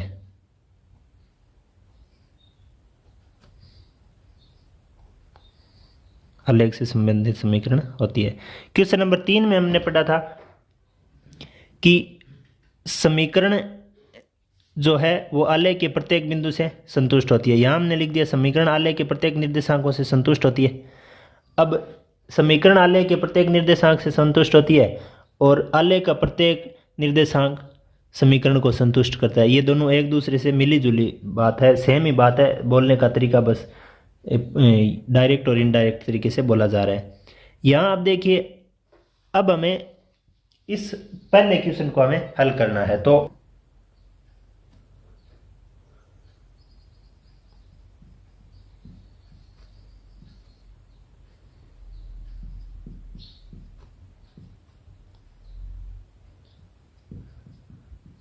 आकृति 4.6 में 3 निर्देशांक दिए गए, एक -1 1 0 0 और 1 -1। यहाँ पे देखिए -1 1 0 0 और 1 -1। ये तीनों निर्देशांक जो है वो हम चेक करेंगे प्रत्येक समीकरण के लिए। अब प्रत्येक समीकरण मतलब यहाँ इन चारों समीकरणों के लिए चेक करने वाले हैं। चारों समीकरण है। सबसे पहली समीकरण क्या है, y बराबर x समीकरण ये दी हुई है। इस समीकरण में हम इन निर्देशांकों को रख रहे हैं। एक बार y बराबर x में रखेंगे -1, 1। देखो -1 x वाला 1 बराबर x वाला -1 y वाला 1, y वाला 1 x वाला -1। क्या ये समीकरण संतुष्ट हो रही है? यहाँ ये समीकरण संतुष्ट नहीं हो रही है। ये यहाँ पे इस निर्देशांक को ही ये समीकरण संतुष्ट नहीं कर रही है। इसका मतलब ये जो उत्तर है ये इसका उत्तर नहीं हो सकता। ये उत्तर नहीं हो सकता क्योंकि हमने यहाँ लिखा है कि जो समीकरण आलेख के प्रत्येक निर्देशांकों से संतुष्ट होती है वह उस आलेख से संबंधित समीकरण होती है। यहाँ पे ये जो आलेख का बिंदु है ये इस समीकरण को संतुष्ट नहीं कर रहा है। इसका मतलब ये उत्तर तो इसका नहीं हो सकता। अब हम दूसरी जो स्थिति है, दूसरी जो समीकरण है उसको देखते हैं। दूसरी समीकरण क्या है? दूसरी समीकरण है x + y = 0। x + y = 0। यहाँ पे देखिए इन तीनों बिंदुओं को रखेंगे। एक बार -1 1 रखो, यानी x की जगह -1 प्लस y की जगह 1 बराबर 0, 0 बराबर 0, यानी एक बिंदु तो इस समीकरण के लिए है, एक बिंदु तो इस समीकरण के लिए सही हुआ। इस समीकरण के लिए एक बिंदु तो सही हो गया ये वाला। अब देखते हैं दूसरा बिंदु, ये कौन से के लिए हुआ, -1, 1 वाला। फिर हम दूसरा बिंदु चेक कर रहे हैं, कौन सा, 0 0 वाला, 0, 0 वाला। अब देखिए x प्लस वाई बराबर 0 है, तो x मतलब 0 प्लस y मतलब 0 बराबर 0, 0 बराबर 0। ये भी 2 नंबर बात भी सत्य यहाँ पे नज़र आ रही है। अब हमें 0 0 चेक कर लिया, अब हमें चेक करना है एक बिंदु और, 1, -1 को, x का 1 y का -1। तो यहाँ देखो 1 प्लस y, x का मतलब 1 प्लस y का मतलब -1 बराबर 0। अब इसका मतलब क्या हो जाएगा, x ये हो जाएगा 1 - 1 बराबर 0, 0 बराबर 0। ये भी सही है। यानी इस समीकरण के लिए x प्लस वाई बराबर 0 वाली जो समीकरण है, इसके लिए आलेख का प्रत्येक निर्देशांक -1 1, 0 0 और 1, -1, ये तीनों क्या है, संतुष्ट हमें नजर आ रहे हैं। इसका मतलब हम क्या लिख देंगे, इस तथ्य को ये सही सिद्ध कर रहे हैं। इसका मतलब ये समीकरण इस ग्राफ से संबंधित है। यहाँ हम इसको ऐसे लिख के बता सकते हैं कि समीकरण जो है वो अपनी कौन सी, x प्लस वाई बराबर 0, समीकरण x प्लस वाई बराबर 0 आलेख के प्रत्येक निर्देशांक से,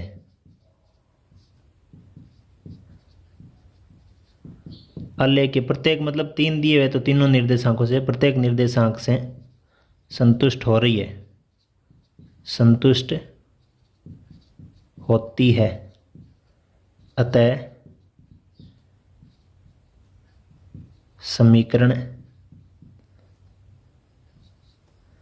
x प्लस वाई बराबर 0 आलेख से संबंधित है, आलेख से संबंधित है।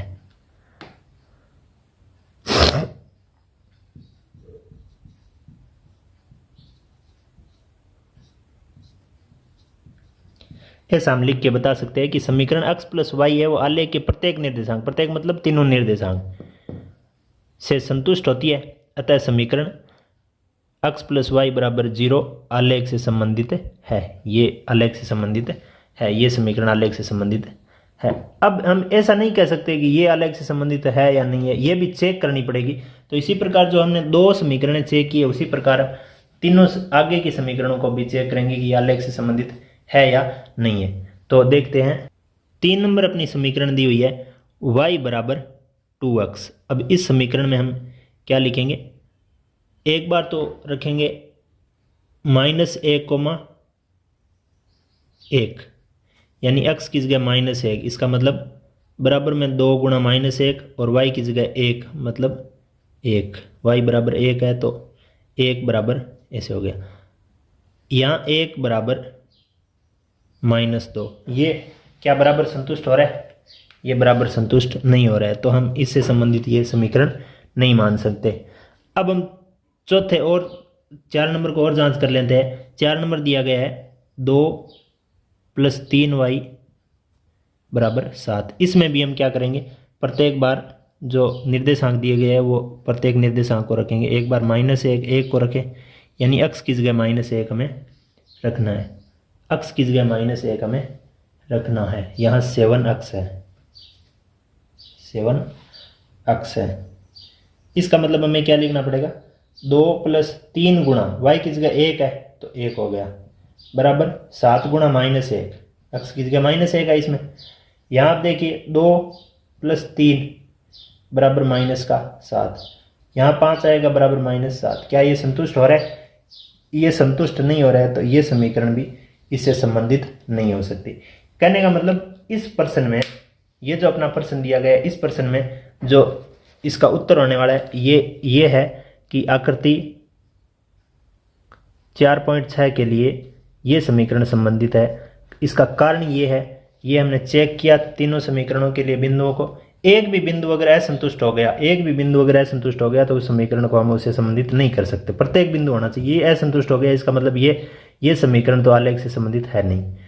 फिर इस समीकरण का प्रत्येक बिंदु चेक किया, -1 के लिए किया, 0 के लिए किया, 1 के लिए किया, सबके लिए ये संतुष्ट हुई। इसका मतलब हमने इसका उत्तर ये लिख दिया कि समीकरण जो x + y = 0 है, ये समीकरण आलेख के प्रत्येक निर्देशांक से संतुष्ट होती है, तो समीकरण x + y = 0 आलेख से संबंधित है। इसी प्रकार हम आगे की समीकरणों को चेक किया तो ये संतुष्ट नहीं हो रही थी, इन बिंदुओं से संतुष्ट नहीं हो रही थी, तो ये आलेख से संबंधित हो नहीं सकती। अब हम आगे की इसी की आकृति 4.7 के तथ्यों को भी देख लेते हैं। 4.7 आकृति में जो 3 बिंदु दिए गए हैं, वो पहला बिंदु -1,3, दूसरा 0,2 और तीसरा बिंदु दिया गया है 2,0। इस प्रकार से तीनों बिंदुओं को हम चेक करेंगे। तीनों बिंदुओं को चेक कौन कौन से समीकरणों के लिए करेंगे? नंबर 1 समीकरण दी हुई है y = x + 2, y = x + 2 में हम तीनों बिंदु रखेंगे। अगर तीनों संतुष्ट हो जाएंगे, जैसे हमने यहाँ लिखा है कि जो समीकरण आलेख के प्रत्येक निर्देशांक से संतुष्ट होती है वह आलेख से संबंधित होती है। तो सबसे पहले हम x के लिए -1, y के लिए 3 रख के चेक करते हैं। यहाँ इस समीकरण में रखते हैं, ये संतुष्ट हो रही है कि y की जगह 3 है बराबर x की जगह -1 है प्लस 2 आगे आया हुआ है, ये 3 = 1 बचना है। ये आलेख से संबंधित नहीं हो सकती, क्योंकि 3 = 1 होता नहीं है, 3 = 1 नहीं होता है। ये आलेख से संबंधित समीकरण नहीं है, आलेख से संबंधित समीकरण नहीं है, क्योंकि ये संतुष्ट नहीं हो रही है। अब हम जांच करेंगे दूसरी को। दूसरी समीकरण है y = x - 2। तो इसको भी हम तीनों बिंदुओं के लिए जांच करेंगे। तीनों बिंदु हमारे पास कौन कौन से? -1,3 है। -1,3 का मतलब x की जगह -1, y की जगह 3, यानी 3 = -1 - 2। -1 x के लिए आ गया, फिर -2 तो ये समीकरण में था ही। 3 = -3, ये भी सही है या गलत है? गलत है। ये 3 = -3 होता नहीं है। इसका मतलब ये समीकरण भी संतुष्ट नहीं हो रही है, तो ये इस आलेख से संबंधित नहीं हो सकती। अब हम इसकी तीसरी समीकरण को चेक कर लेते हैं। तीसरी समीकरण क्या दी हुई है? यहाँ पे लिखी हुई है y = -x + 2। y = -x + 2। यहाँ पे हमें तीनों बिंदु लेने हैं। अगर तीनों एक संतुष्ट हो जाता है दूसरा लेना, दूसरा संतुष्ट हो जाता है तो तीसरा लेना। पहला ही संतुष्ट नहीं हुआ तो उसको छोड़ देते हैं, क्योंकि प्रत्येक निर्देशांक, यहाँ हमने क्या लिखा है कि प्रत्येक निर्देशांक संतुष्ट होना होता है। तो यहाँ -1,3 लेके चेक कर लेते हैं। x की जगह -1 लेना है तो y की जगह 3 लेना है। इस समीकरण में 3 बराबर, यहाँ x के से पहले माइनस आया, फिर -1 आया, फिर 2 आया। 3 बराबर --2 बार एक जैसे चिन्ह आने से ये 1 ही बचेगा प्लस 2। 3 = 3। ये एक निर्देशांक तो संतुष्ट हो रहा है। अब हम चेक करेंगे दूसरे निर्देशांक को 0,2 को। इस समीकरण में y की जगह 2 लेना है, तो 2 बराबर -0, x की जगह 0 लेना है, प्लस 2 है तो प्लस का 2, यानी 2 = 2। ये भी समीकरण को संतुष्ट कर रहे हैं। तीसरी हमें लेना है 2,0 को। तीसरा बिंदु हमें लेना है 2,0। 2,0 बिंदु लेने के बाद हम लिखेंगे y की जगह 0 बराबर माइनस का x है तो माइनस का 2 हो जाएगा, प्लस का 2 हो जाएगा। यहाँ देखिए ये 0 है, -2 ये 0। ये प्रत्येक जो निर्देशांकों के इस आलेख के प्रत्येक जो निर्देशांक थे, चाहे वो -1, 3 हो, चाहे 2, 0 हो या 0, 2 हो, 2, 0 हो चाहे 2, 0, 2 हो, ये तीनों निर्देशांक इस समीकरण को क्या कर रहे हैं? संतुष्ट कर रहे हैं। तो इसका मतलब इस समीकरण को संतुष्ट कर रहे हैं, तो हमें इस समीकरण के लिए इसका उत्तर हमें लिख के बताना पड़ेगा। इसका उत्तर क्या हो जाएगा? जो उत्तर इसके लिए हमने लिखा है, कि समीकरण x प्लस वाई, ये वाली समीकरण थी ना, इसमें ये हो जाएगी 3 नंबर समीकरण माइनस एक्स प्लस 2 वाली। तो इससे संबंधित उत्तर हम यहाँ पे ऐसे लिख के बता देंगे कि जो हमने इसके लिए लिखा था वही अब इस आकृति 4.7 के लिए भी हमने यहाँ पे जांच की है। ये भी अपनी नोट कॉपी में लिखना है कि पहली समीकरण के लिए भी हमने पहले बिंदु को चेक किया तो वो संतुष्ट नहीं हुआ, उसको छोड़ दिया, वो नहीं हो सकती। दूसरे में भी पहले बिंदु को चेक किया, वो संतुष्ट नहीं हुआ, तो ये दूसरी समीकरण भी इस आलेख से संबंधित नहीं होगी। तीसरे में हमने पहले बिंदु को चेक किया, संतुष्ट हुआ, दूसरे को चेक किया, संतुष्ट हुआ, तीसरे को चेक किया, संतुष्ट हुआ। इसका मतलब ये उत्तर हुआ कि समीकरण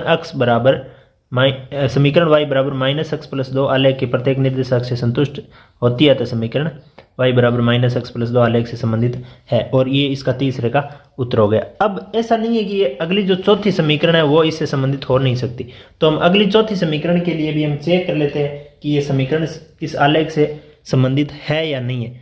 तो चौथी समीकरण अपनी जो दी हुई है वो है x plus 2y is equal to 6। इसमें हम वो ही काम करेंगे जो सबके लिए कर रहे हैं। सबसे पहला निर्देशांक -1,3 ले रहे हैं हम, यानी x की जगह -1 प्लस 2 के गुणा में y है तो 2 के गुणा में 3 बराबर 6 लिखेंगे, बराबर समीकरण में 6, या -1 ही रहेगा, यहाँ प्लस का 6 हो जाएगा, बराबर 6 आएगा। यहाँ देखिए 5 बचेगा, माइनस का 1 प्लस का 6 5 बराबर 6। ये समीकरण संतुष्ट नहीं हो रही है, तो ये समीकरण संतुष्ट हो नहीं रही है। तो हम इसके बारे में ऐसा नहीं, ज़्यादा उत्तर को गहराई से ये थ्योरेटिकल नहीं बनाएंगे। ऐसा अगर लिखें तो ऐसा लिख सकते हैं कि समीकरण का आलेख का प्रत्येक निर्देशांक समीकरण को संतुष्ट नहीं कर रहा है, अतः ये समीकरण इससे संबंधित नहीं है। इसमें आलेख का प्रत्येक निर्देशांक समीकरण को संतुष्ट करता है, अतः ये आलेख से संबंधित समीकरण है। ऐसा तो हमने उत्तर में लिख दिया। तो ये सभी बातें लिखने के बाद ये इसका उत्तर हमें लिखना है, जैसा पहले भी बोर्ड पे जो लिखा हुआ है वो भी उतारना है, और उसके बाद ये उत्तर में लिख के इसका उत्तर हमें बताना है। अब हम बात करेंगे क्वेश्चन नंबर अगले 6 की। तब तक आप इस क्वेश्चन के प्रत्येक पहलू को, प्रत्येक कंटेंट, प्रत्येक उत्तर की प्रत्येक लाइन को आप कॉपी में उतार लीजिए, ताकि ये आगे आपके काम में आएगी। चलिए चलते हैं क्वेश्चन नंबर 6 की तरफ। क्वेश्चन नंबर 6 अपने पेज पर है। इस पेज पर लिखे हुए क्वेश्चन में हम बात समझते हैं कि ये क्या क्वेश्चन पूछा जा रहा है और इसको हम कैसे इसका हल करेंगे। देखिए इसमें लिखा हुआ है कि एक अचर बल लगने पर एक पिंड द्वारा किया गया कार्य पिंड द्वारा तय की गई दूरी के अनुक्रमानुपाती है। अनुक्रमानुपाती बोल दो चाहे समानुपाती बोल दो, एक ही बात है। पिंड है, कोई पत्थर मान सकते हैं, समानुपाती या अनुक्रमानुपाती एक ही है। उस पर कोई बल लगता है, अचर बल होता है यानी फिक्स बल होता है। अचर का मतलब फिक्स बल होता है। वो बल लगने से पिंड क्या करता है, कार्य करता है, और वो कार्य किसके समानुपात में करता है, दूरी के समानुपात में, यानी जितनी दूरी तय करता है उतना ही वो कार्य कर रहा है। इस कथन को दो चरों वाले एक समीकरण के रूप में व्यक्त कीजिए, और अचर बल यहाँ से पहले तो एक समीकरण बनानी है, फिर आगे एक और बात पूछ रहा है कि अचर बल 5 मात्रक लेकर इसका आलेख खींचिए यदि पिंड द्वारा तय की गई दूरी एक बार तो 2 मात्रक लेनी है, एक बार 0 मात्रक लेनी है हो, तो आलेख से किया हुआ कार्य ज्ञात कीजिए। यहाँ पे देखिए हमें सबसे पहले क्या करना है, इसमें जो दूरी है और जो किया गया कार्य है उन दोनों को एक अचर मान द्वारा निर्देशित करना है। कैसे, देखिए हम मान लेते हैं कि माना जो पिंड द्वारा किया गया तय की गई दूरी है, पहले यहाँ पे देखो दूरी अनुक्रमानुपाती है, तो दूरी किसके समानुपाती है, तो इसका सॉल्यूशन करने के लिए हम सबसे पहले ऐसे मान लेंगे कि माना पिंड द्वारा तय दूरी हम x मान लेते हैं, और पिंड द्वारा किया गया कार्य दूरी के समानुपाती है, तो द्वारा किया गया कार्य हम y मान लेते हैं। अब प्रश्न में क्या कहा गया है कि किया गया कार्य तय की गई दूरी के समानुपाती है, यानी अब हम यहाँ लिखेंगे प्रश्न में इसलिए लिखा गया है कि किया गया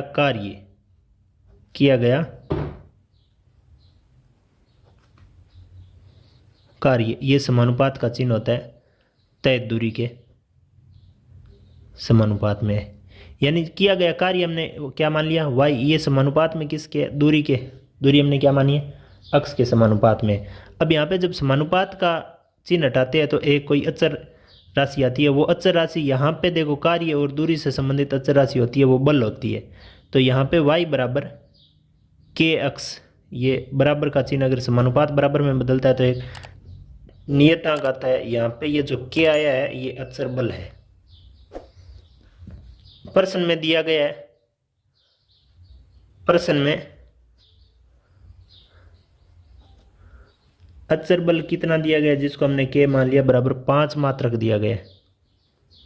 तो अपनी जो समीकरण होगी वो क्या हो जाएगी, y बराबर के की जगह क्या आ जाएगा 5 अक्ष, y की जगह क्या, के की जगह क्या आ जाएगा 5 और अक्ष इसके गुणांक में हो जाएगा। अब देखिए एक समीकरण तो ये अपनी ये हो गई।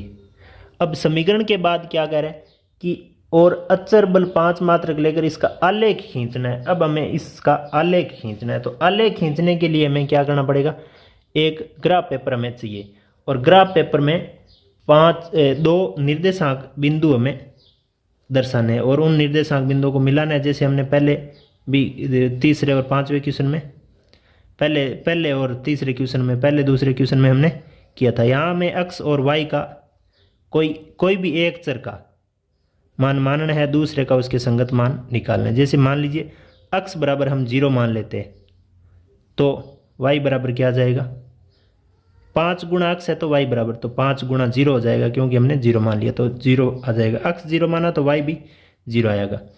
अब अगर हम x बराबर 1 मान लेते हैं, फिर एक और मान मानना पड़ेगा, माना x बराबर 1, तो y बराबर क्या हो जाएगा, y बराबर 5 गुणा x है, 5 गुणा x है तो y बराबर हो जाएगा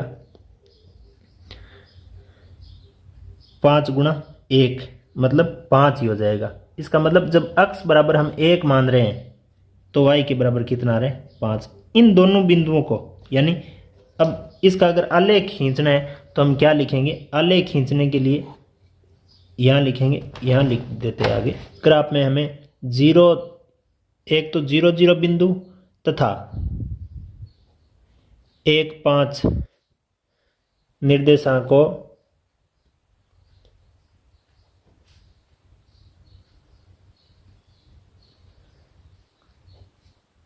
ग्राफ पर दर्शाकर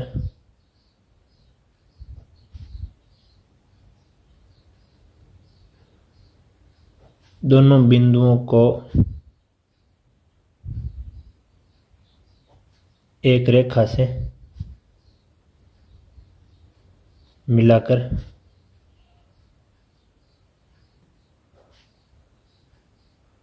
आलेख निरूपण करेंगे। अब देखिए आलेख निरूपण करेंगे और एक बात इसमें और पूछी गई है, यदि पिंड द्वारा तय की गई दूरी 2 मात्रक और 0 मात्रक हो तो पिंड द्वारा किया गया कार्य ज्ञात कीजिए। यहाँ हमने देखा है कि कार्य बराबर क्या होता है, पिंड द्वारा किया गया कार्य बराबर होता है, यहाँ समीकरण में है 5 गुणा तय की गई दूरी, 5 गुणा दूरी, ऐसे अपने समीकरण आई है। मतलब y बराबर 5 अक्ष आई है। यहाँ एक बिंदु में दिया गया है कि अक्ष बराबर कितना हो 2 मात्रक, यानी तय दूरी 2 मात्रक हो। यहाँ पे देखते हैं तय दूरी 2 मात्रक होती है तो किया गया कार्य ज्ञात करना है। तो किया गया कार्य कितना हो जाएगा, y बराबर 5 गुणा 2 बराबर 10 मात्रक हो जाएगा। अब दूसरे में ये कहा गया है कि तय की गई दूरी 0 मात्रक हो, दूरी को हमने x माना है, x बराबर 0 मात्रक हो तो कार्य ज्ञात कीजिए। कार्य को हमने y बराबर y माना है, y बराबर 5 अक्ष है तो y का मान जब 0 मात्रक अक्ष का मान 0 होता है तो 5 गुणा 0 बराबर 0 ही हो जाएगा।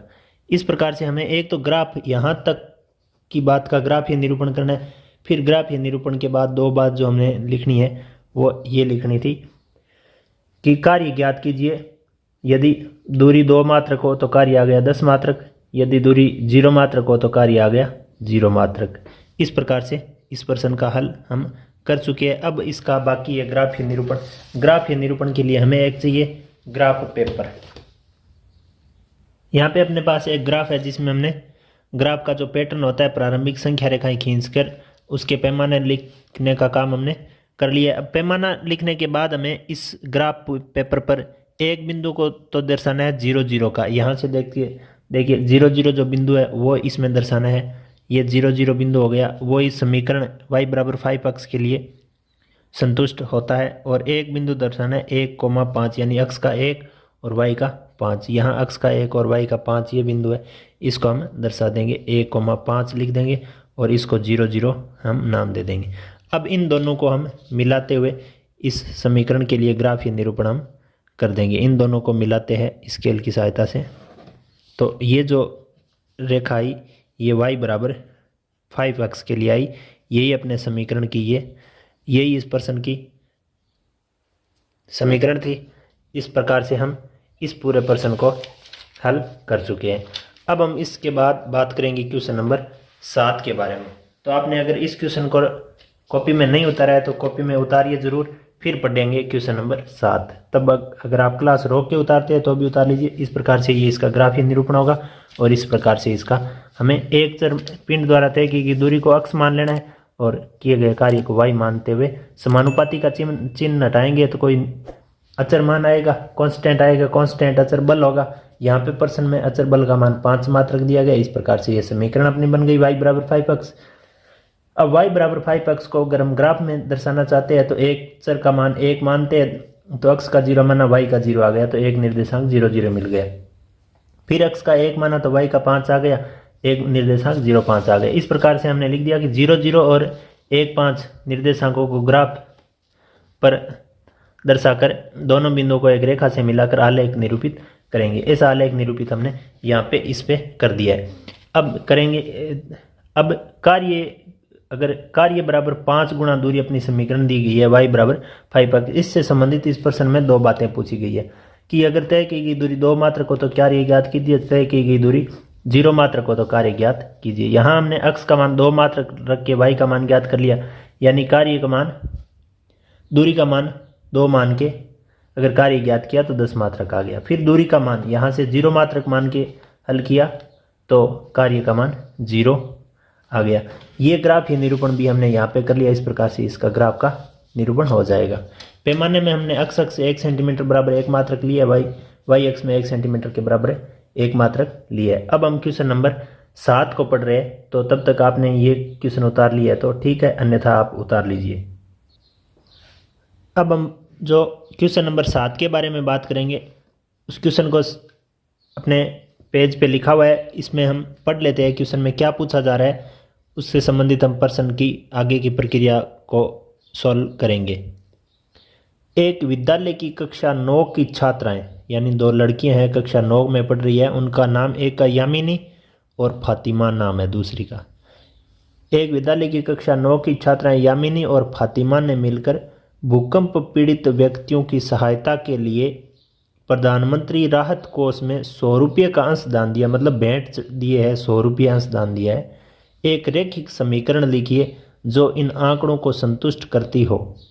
आप इनका अंशदान रुपये x और रुपये y मान सकते हैं। इस समीकरण का आलेख खींचिए। यहाँ पे हमें क्या करना है, इस प्रश्न में दिया गया है कि यामिनी और फातिमा नाम की 2 कक्षा 9 की छात्राएं हैं। उन्होंने भूकंप पीड़ितों के लिए कुछ पैसे भेजे हैं प्रधानमंत्री राहत कोष में। तो हम मान लेते हैं, यहाँ पे हमें कहा भी गया है कि आप अंशदान को x रुपये और y रुपये मान सकते हैं। तो जैसा प्रश्न में कहा गया उस अनुरूप हम मान लेते हैं कि माना यामिनी का अंशदान जो है वो हम x रुपये मान लेते हैं, और फातिमा का जो अंशदान है, यानी फातिमा ने जितना रुपया भेजा, फातिमा का अंशदान वो हम मान लेते हैं y रुपये। अब प्रश्नानुसार क्या कहा गया है, प्रश्न में कहा गया है कि यामिनी और फातिमा दोनों ने मिलकर, यानी x अंशदान और y अंशदान, अगर दोनों अंशदानों को मिला दिया जाए, यामिनी के अंशदान और फातिमा के अंशदान को, तो कुल रुपये कितने बन रहे? 100 रुपये। इसका मतलब ये रेखिक समीकरण का काम तो हमारा यहाँ तक हो गया, x + y = 100। ये जो यहाँ तक बात थी कि रेखिक समीकरण लिखिए, वो समीकरण तो यहाँ तक हमने लिख दिए। अब ऐसा कहा गया है कि आलेख खींचिए। आलेख खींचने के लिए इस समीकरण को संतुष्ट करने वाले दो हल, मतलब चरों का दो युग्म ऐसा प्राप्त करना है जो समीकरण को संतुष्ट करती हो, एक में x और एक में y। अब मान लीजिए जो समीकरण है अपनी x + y = 100, इसमें अगर हम एक चर को मान लेते हैं, माना x बराबर हम 50 मान लेते हैं, तो 50 + y = 100 आएगा। 50 + y = 100 आएगा। y का मान कितना आ जाएगा? 100 - 50 = 50। यानी x का मतलब हुआ कि यामिनी का अंशदान अगर 50 रुपये है तो फातिमा का भी अंशदान कितना होगा? 50 रुपये ही होगा। दोनों का मिलकर तो 100 नए प्रश्न में ऐसा दिया गया है। दोबारा हम मान लेते हैं कि माना यामिनी का अंशदान, इट मीन्स x = 40 रुपये मान लेते हैं। जैसे यामिनी 40 देती है, 40 रुपये नए मान के यहाँ पे 40 एक बार मान लेते हैं, ताकि निर्देशांकों में सिर्फ अंकों का यहाँ पे निर्धारण होता है। अगर x का मान 40 हो तो मूल समीकरण में क्या x + y है, तो 40 + y = 100 है। y का मान यानी फातिमा का जो अंशदान है वो कितना आ जाएगा? 100। ये माइनस में चला जाएगा, 40 इस तरफ आएगा तो आ जाएगा 60। यानी x का मान जब 40 होता है तो y का मान कितना होता है? 60। अब हमें क्या करना है, अपनी ग्राफ कॉपी में इन दोनों निर्देशांक बिंदुओं को क्या करना है, दर्शा के दोनों को मिलाना है। 50 - 50 और 40 - 60 को ग्राफ पर निर्देशित करके, जिस प्रकार से प्रश्न में हम दो निर्देशांक बिंदु निकाले उसी प्रकार का ये ग्राफ, ये निरूपण कर लिया। दो संख्या रेखाएं खींच ली, x अक्ष और y अक्ष, जिसमें निर्देशांकों को हमने 10-10 के पैमाने से ले लिया। 1 सेंटीमीटर में 10 रुपये लिया है। यानी इधर जो यामिनी का अंशदान है उसमें 1 सेंटीमीटर के बराबर 10 रुपये, 20 रुपये, 30, 40, 50, 60, 70 ऐसे 10-10 के, और फातिमा के भी 10-10 के अंतराल से पैमाना हमने लेके इस ग्राफ पेपर का निरूपण कर लिया। ये ग्राफ पेपर के निरूपण का प्रारंभिक फॉर्मूला जो है वो आपको पहले शुरुआत प्रश्न में ही आपको बता दिया गया था। अब हमें क्या करना है, इस ग्राफ पेपर पर एक बिंदु तो 50,50 का दर्शाना है, यानी यामिनी का भी 50 और फातिमा का भी 50। ये यामिनी का और फातिमा का 50-50 दोनों अंशदान यहाँ पे मिल रहे हैं। यामिनी और फातिमा का दोनों का 50-50 रुपये, यहाँ पे 50,50, यानी यामिनी यानी x, फातिमा यानी y, दोनों का अंशदान 50-50। फिर यामिनी का 40 तो फातिमा का 60, यामिनी का 40, मान लीजिए ये यामिनी का 40 है तो फातिमा का कितना होगा? 60। यहाँ 40,60 निर्देशांक बिंदु आ रहे हैं। इस प्रकार से ये ग्राफ निरूपण करने की विधि, ये फॉर्मूला बना लेने के बाद आसान है। इन दोनों को हम मिला देंगे तो ये ग्राफ ही निरूपण यहाँ पे हो जाने वाला है। आपको दिख रही होगी ये स्केल में इन दोनों बिंदुओं को लेते हुए इन दोनों बिंदुओं से होकर जाने वाली एक रेखा खींचनी है, और इस रेखा को दोनों तरफ से ऐसे तीर के चिन्ह से दर्शाना है, ताकि ऐसे हो कि ये संख्या रेखा ये रेखाएं जो है, ये रेखा जो है आगे बढ़ सके, और इस पर हम लिखने वाले वो समीकरण जिसके लिए ये रेखा हमने खींची है वो है x + y = 100। इस प्रकार से इस 7वें क्वेश्चन के भी पूरे हल को हमने समझ लिया है। उम्मीद करते हैं कि ये प्रश्न जो है आपको इस तरह से समझ में आ रहे होंगे। अगर समझ में नहीं आ रहे, किसी प्रकार की कमी आपको महसूस हो रही है तो वो कमेंट बॉक्स में लिख के ज़रूर बताइए। एक बार में समझ में नहीं आ रही है तो दोबारा क्लास को थोड़ा रिपीट करके देखिए, अवश्य ये क्लास आपके समझ में आने वाली है। और बेशक आपने जो प्रारंभिक रूपरेखा की क्लास अगर आपने अटेंड की है तो अवश्य ये आपके समझ में आ रही होगी। अगर वो अटेंड नहीं किया तो वो पहले इस वीडियो की डिस्क्रिप्शन में जो लिंक है वहाँ से वो क्लास पहले देखिए, फिर इस प्रश्नावली को पढ़िए। प्रश्नावली की श्रृंखला पढ़ने से हम एक डिजिटल क्लास PPT क्लास लेके आते हैं, जिसमें प्रश्नावली से संबंधित सभी सूत्रों और प्रारंभिक बातों को उसमें हम हल करते हैं। अब इस प्रश्न को पढ़ लेने के बाद एक अपना अंतिम प्रश्न बचा हुआ है इस प्रश्नावली का, वो पढ़ेंगे, फिर इस क्लास को करेंगे पूरा। तो तब तक आप रुके रहिए क्लास में, और अगर आपने वीडियो को लाइक और चैनल को सब्सक्राइब नहीं किया तो वो काम भी बीच में आप कर सकते हैं। अब लेके आ रहे हैं क्वेश्चन नंबर 8 को। Question number 8। अब क्वेश्चन नंबर 8 में दिया गया है कि अमेरिका और कनाडा जैसे देशों में तापमान फ़ारेनहाइट में मापा जाता है। कोई पैमाने का मात्रक फ़ारेनहाइट उसमें मापा जाता है, कहाँ? अमेरिका और कनाडा में। जबकि भारत जैसे देशों में तापमान सेल्सियस में मापा जाता है। यहाँ फ़ारेनहाइट को सेल्सियस में रूपांतरित करने वाला एक रैखिक समीकरण दिया गया है। यहाँ ये एक रैखिक समीकरण हमें दिया गया है। इससे संबंधित हमें 5 बिंदुगत प्रश्नों को पूछा जा रहा है, जिसमें पहला बिंदुगत प्रश्न इस प्रकार से दिया गया है कि पहले प्रश्न में पूछा जा रहा है कि सेल्सियस को x अक्ष और फ़ारेनहाइट को y अक्ष मानकर ऊपर दिए गए समीकरण का रैखिक आलेख खींचिए। अब यहाँ ध्यान दीजिए, अगर हमें सेल्सियस को x अक्ष पे दर्शाना है और फ़ारेनहाइट को y अक्ष पे दर्शाना है तो हमें x अक्षांश और y अक्षांश के लिए 2 निर्देशांकों को प्राप्त करना होगा। 2 निर्देशांकों को प्राप्त यानी x और y। यहाँ x अक्ष है वो सेल्सियस के लिए और y अक्ष है वो फ़ारेनहाइट के लिए हमें लेना पड़ेगा। अब इसमें से देखिए, मान लेते हैं कि हम माना x जिसको सेल्सियस माना है, सेल्सियस का मान 0 डिग्री हो, तब फ़ारेनहाइट का मान क्या होता है? देखिए यहाँ इस समीकरण में रखेंगे फ़ारेनहाइट मतलब y।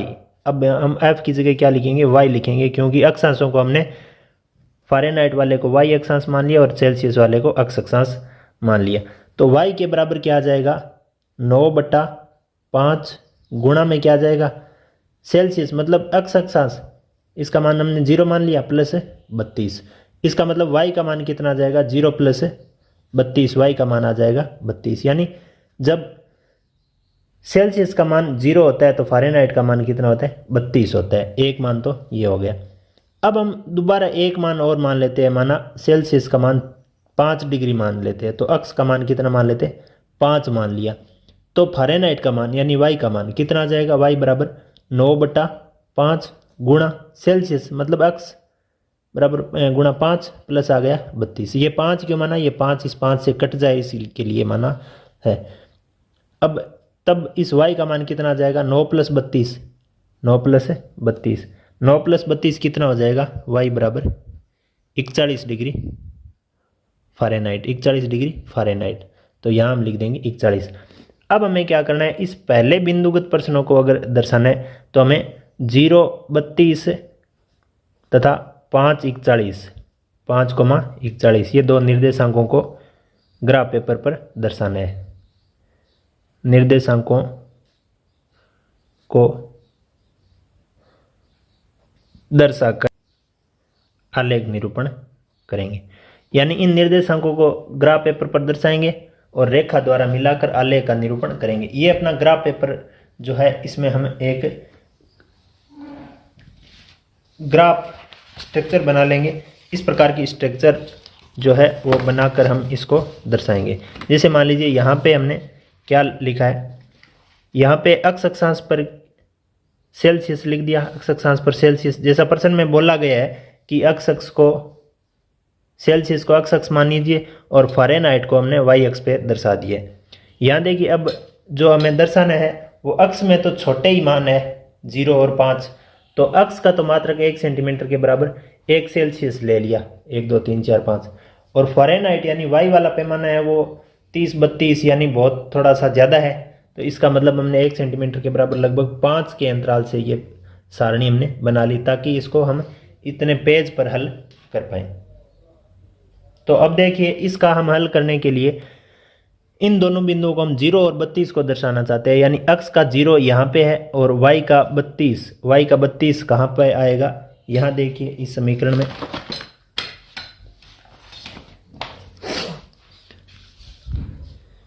तीस से 2-2 सेंटीमीटर 2-2 छोटी बिंदुओं पर 1 है, तो यहाँ हम 4 बिंदुओं को छोड़ देंगे। यहाँ आ जाएगा 0 32, 0 32 एक बिंदु ये हो गया। एक 5 41 यानी यहाँ 5 अक्षांश का मतलब 5 सेल्सियस बराबर 41 फ़ारेनहाइट है। ये 5 वाली लाइन है, ये 41 तक जा रही है।